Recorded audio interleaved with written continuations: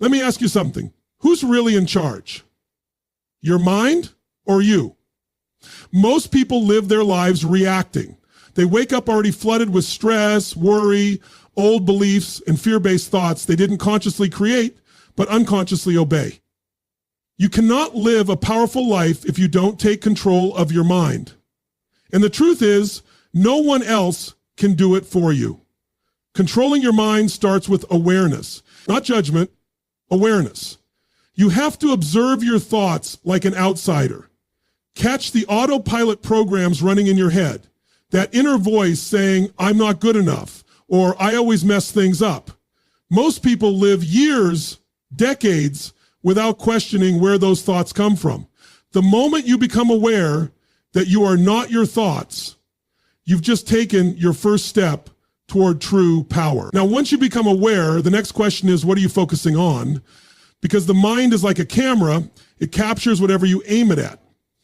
If you constantly focus on what's wrong, what you can't do, what might go bad, your mind obeys and builds emotional patterns around fear, anger, and helplessness. But if you shift your focus consciously to what you can control, what you're grateful for, what you're building, then you reclaim your emotional state. And here's the deal. Emotions are not random. They're habits. You feel the way you do because of what you're focused on and the meaning you're assigning to it. And meaning is the secret weapon. If you tell yourself the story, this is the worst thing ever, you'll feel defeated. If you tell yourself, this is the challenge that's going to make me stronger, then your mind turns pain into fuel. That's how you change your reality, by rewiring the narrative. But awareness and story alone aren't enough. You need the muscle of discipline, because there will be days you don't feel like showing up, days where the thoughts are heavy. But mind control is about choosing action over emotion, decision over hesitation. The most successful minds don't obey every thought. They redirect, reframe, and reprogram. That's not a one-time shift. It's a daily ritual. You know what most people miss? The body-mind connection. Your physiology is a powerful lever. Try this. Stand tall, breathe deep, expand your chest, and speak with strength, and see how your thoughts shift. Why? Because the body informs the brain. Movement, breath, posture, these are tools, not just reactions. Use them. When your body leads with power, your mind follows. And finally, look at your environment, not just your physical space, but your mental surroundings, your social circle, the content you consume, the language you hear daily. Your environment is either programming you or empowering you. Make no mistake, you become what you're around. You've got to be intentional. You want to control your mind? Start by guarding what gets access to it. You don't need to be perfect. You just need to be present, deliberate, and relentless. Awareness, focus, story, discipline, physiology, environment. When these align, the mind becomes your servant, not your master. And that's where real freedom begins. You can't change what you don't recognize. That's where it begins. Awareness. Most people are trying to fix their lives, change their behavior, break bad habits, or build success on top of a foundation they've never examined. But you can't paint over a cracked wall and expect the building to stand. You've got to go deep. You've got to start with what's underneath it all, your mind, and more specifically, your thoughts. Because every action you take, every emotion you feel, every result you get in your life begins with a thought. And here's the truth. Most of those thoughts aren't even yours. They're borrowed, inherited, planted by your past, your parents, your culture, your pain. You're not broken, you're just unaware. We've been conditioned to believe that thoughts just happen, that the mind is like weather. It comes and goes and we're just stuck dealing with it. But the moment you start observing your thoughts, rather than reacting to them, everything changes. That's when awareness kicks in. You hear a voice in your head saying, you're not ready. And instead of obeying it, you pause and go, wait, who says that's true? That pause is power. That awareness is the first domino. It allows you to step back, detach, and realize you are not your thoughts. You are the thinker. You are the observer. You have the ability to notice your mental patterns, and when you notice them, you no longer have to be controlled by them. But most people are stuck in a loop, a cycle. Their mind tells them they can't, they shouldn't, they'll fail, and they believe it. Not because it's true, but because they've never questioned it. They think what they think because they've always thought it. And that's the trap. Awareness breaks that. It shines a spotlight on the invisible programming. And once the invisible becomes visible, you now have a choice. That's the beauty of awareness. It doesn't fix everything immediately, but it gives you the leverage to start. When you're unaware, your thoughts run you. They hijack your emotions, your decisions, your direction in life. But when you're aware, you start to notice patterns. Every time I try to grow, I self-sabotage. Every time I speak up, I shrink back because of that voice in my head. Every time I'm about to take action, I procrastinate because of fear disguised as logic. That level of recognition creates clarity. And clarity is power. See, the goal isn't to never have negative thoughts. The goal is to not be ruled by them, to be the director of your mental movie, not just the actor reacting to the script. And once you start paying attention, really paying attention, you'll realize just how often your mind drifts, sabotages, catastrophizes, distracts. That realization might be uncomfortable, but it's a gift because it means you're waking up. You're no longer sleepwalking through life, obeying a script written by your past. You're taking the pen back in your hand. Awareness is a muscle. The more you practice it, the sharper it becomes. Meditation, journaling, self-reflection. These aren't trendy tools. They're training. Every time you pause and observe, you interrupt the pattern. You build the skill. You reclaim just a little more of your mind. And over time, those moments stack. You start choosing your response instead of reacting. You begin to notice the moment before the panic, the moment before the doubt, the moment before the old script kicks in, and in that moment you gain control. And that's the first step toward mastering your mind. You don't fight the mind. You watch it. You understand it. And when you understand it, you rise above it. Where focus goes, energy flows. That simple principle can either elevate your life or destroy your potential. The human mind is designed to answer the questions you give it, to find evidence for whatever you believe, to expand whatever you concentrate on. If you constantly focus on what's missing, what's wrong, what hasn't worked, your emotional state will follow that trail, straight into frustration, anxiety, or hopelessness. But if you shift your focus deliberately toward what's working, what's possible, what's in your control, you begin to feed a completely different emotional state, one of strength, clarity, and momentum. Most people don't realize how powerful focus really is. They let their attention get hijacked by social media, by fear, by someone else's urgency. They bounce from one worry to another, one distraction to another, and then wonder why they feel overwhelmed, stressed, or stuck. Your emotions are not random. They are being created moment by moment by what you're focused on. If you wake up in the morning and immediately focus on your problems, your lack of progress, or the pain in your life, you're priming your brain for suffering before the day even begins. But what if you took the same moment and focused instead on what you're grateful for, what you're excited to create, what you're committed to change? Your entire emotional state would shift. And with it, your behavior would too. This isn't just motivational theory. It's biological. Your brain has a system called the reticular activating system. It's like a filter. Whatever you focus on, your brain sees more of. If you keep saying to yourself, I can't do this, your mind starts scanning the environment for proof. If you say, I'm going to find a way, your mind begins hunting for solutions. You become what you repeatedly give your focus to. Focus isn't just what you look at, it's what you live inside. Think about it. Two people can experience the same event. One walks away broken, the other walks away empowered. The difference wasn't the event, It was what they chose to focus on in the moment. That focus created their emotional state, and that state drove their reaction. That's how life works. It's not the outside world that shapes you. It's the internal focus you bring to it. Control your focus, and you control the meaning. Control the meaning, and you control the emotion. And emotion is what drives every single action you take.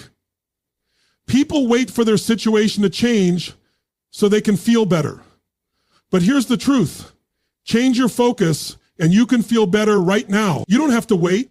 You don't need permission. It's a decision. The problem is most people aren't even aware of what they're focusing on. Their attention is drifting, reacting, spinning. But the most powerful minds are laser focused. They don't waste energy on what they can't control. They don't dwell in what ifs. They fix their eyes on the outcome, the solution, the lesson, and they train their mind over and over to return to that space. This isn't about pretending everything is perfect. It's about choosing what gets your mental bandwidth. You can acknowledge what's wrong without being consumed by it. You can face reality and still decide to focus on possibility. That's strength. That's leadership. And the best part, focus is a skill. The more you train it, the more natural it becomes. You can build it like a muscle, moment by moment, choice by choice, until it becomes your default operating system. And when it does, you no longer chase confidence or peace or motivation. They become the byproduct of the focus you've chosen. Your brain runs on stories. It's constantly interpreting, labeling, assigning meaning to everything that happens around you, and more importantly, everything that happens within you. That inner voice isn't random. It's the narrative you've absorbed over years of experience, culture, trauma, success, failure, and influence. But here's the key. Most of those stories weren't consciously chosen. They were picked up like static in the background of your life. A parent's criticism, a teacher's doubt, a moment of embarrassment, a pattern of rejection. Those events may have passed, but the story they wrote in your mind, that story is still playing. And if you don't rewrite it, you will keep reliving it. People think they're making decisions based on logic, but in reality, they're responding to the script in their head. The story that says, I'm not smart enough. I always mess things up. Success is for other people. Or if I get too close, I'll get hurt again. That story drives their behavior, their confidence, their risk tolerance. It becomes the lens through which they see the world. And the tragedy is they think it's the truth, but it's not the truth. It's just a story. And every story can be edited, rewritten, reframed. To control your mind, you've got to challenge that narrative. You have to catch it in real time and ask, is this mine? Is this helping me? Is this based on who I used to be or who I'm becoming? Because the mind loves familiarity. It clings to the old story because it's safe, predictable. Even if that story keeps you stuck or small, it feels known. And the brain craves certainty over progress if you don't consciously intervene. Rewiring your story starts with language. Pay attention to how you speak to yourself. The words you use matter. They program your subconscious. If you constantly say, I'm terrible at this, your brain takes that as instruction. If instead you say, I'm learning, I'm getting better, I'm figuring this out, your mind opens new pathways, new responses. That slight shift in narrative shifts your identity. And identity is destiny. But it's not just about affirmations or positive talk.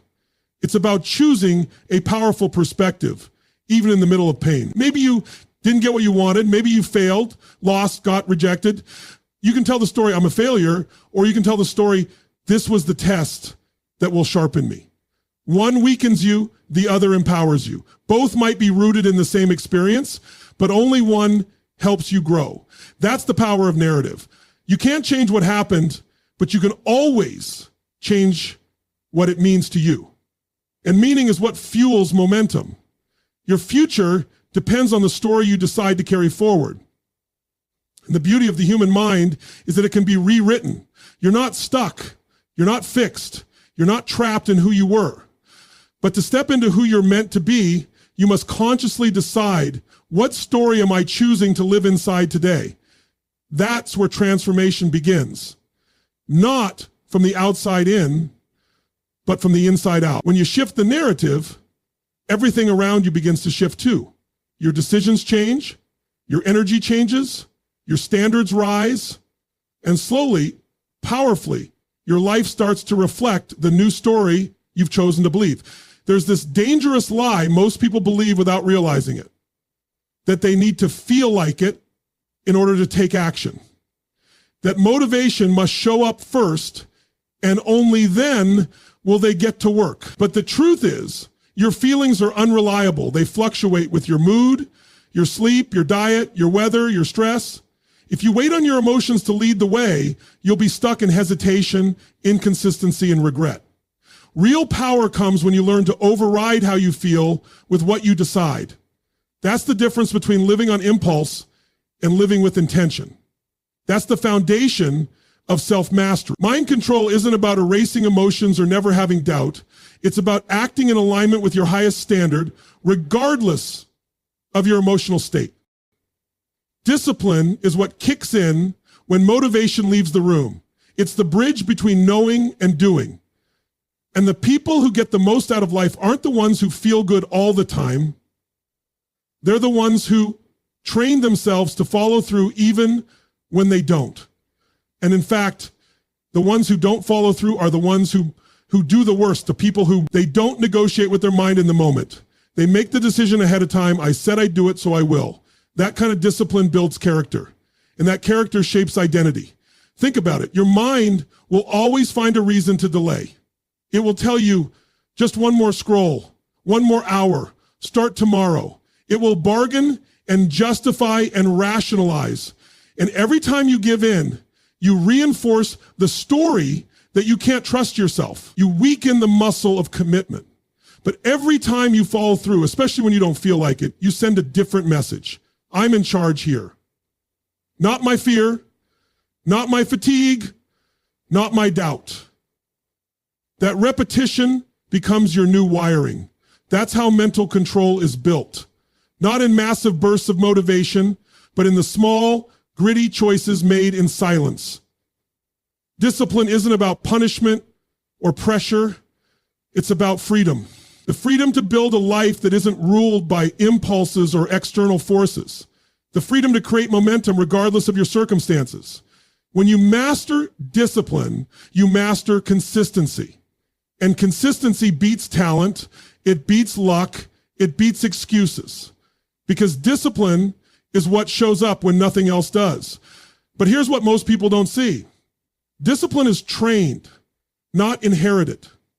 You build it by doing hard things when it would be easier not to. You build it when you show up to the gym even when your body is sore. When you sit down to write even though your mind is full of noise. When you keep your promises to yourself even when no one's watching, especially then. That's when the mind is reprogrammed, not when it's easy, but when it's inconvenient.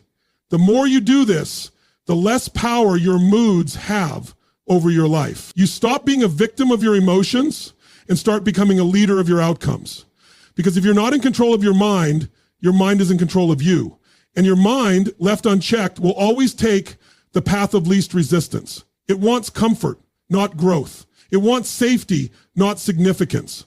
So if you don't train it, it will default to average. But if you lead it with discipline, you take the wheel. And suddenly, your life begins to reflect purpose instead of patterns, decisions instead of distractions.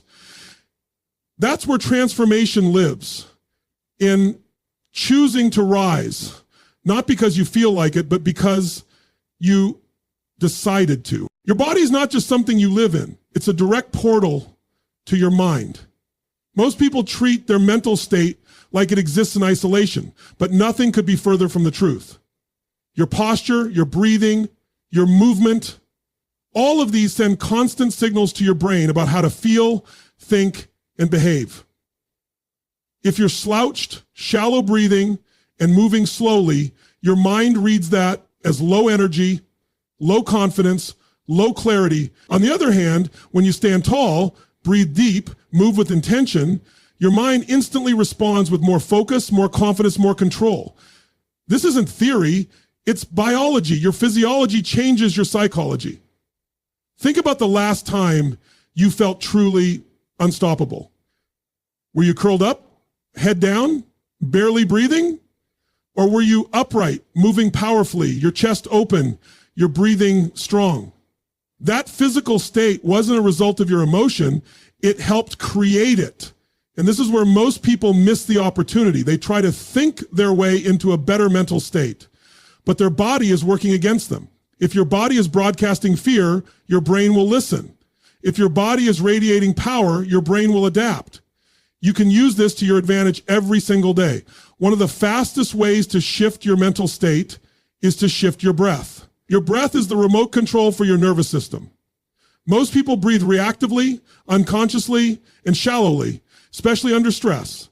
But when you learn to take control of your breath, longer, deeper, fuller, you send a signal to the brain that you're safe, calm, in charge, and from that state, the mind becomes far more responsive to your direction. Even just 2 minutes of conscious breathing can interrupt panic, reduce overwhelm, and reconnect you to presence and clarity. It's a reset button built right into your biology. The same applies to movement. Emotion is created by motion. If you're feeling stuck, it's often because you're physically still. Get your body moving. Even a short walk, some stretching, a change of environment, and watch how your mental fog begins to lift. When your physiology shifts, your energy follows. When your energy shifts, your mental clarity returns. This is why people feel better after exercise. It's not just endorphins. It's the activation of the body-mind connection. Your physiology sends the signal. I'm alive, I'm moving, I'm progressing. That changes everything. Posture is another underestimated tool.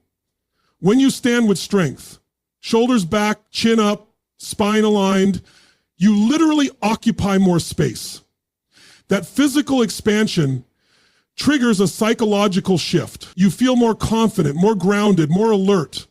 And that shift affects how you speak, how you act, and how you see yourself. Small physical changes lead to big mental shifts if you're deliberate about it. What's powerful about this is that you don't need to wait for your emotions to change first. You can start with the body. Use your physiology to lead your mind. Most people try to fix the mind and hope the body follows, but often the body is the shortcut. You don't have to fight negative thoughts head on. Just get up, breathe, move, stand with power, and let the mind recalibrate itself in response to the new state you've created. This is about taking back control. You're not a prisoner of your thoughts. You have tools built into your system that can interrupt any mental pattern if you know how to use them. So the next time you're overwhelmed, anxious, or doubting yourself, don't start with the mind, start with the body. You'll be surprised how quickly everything else begins to shift.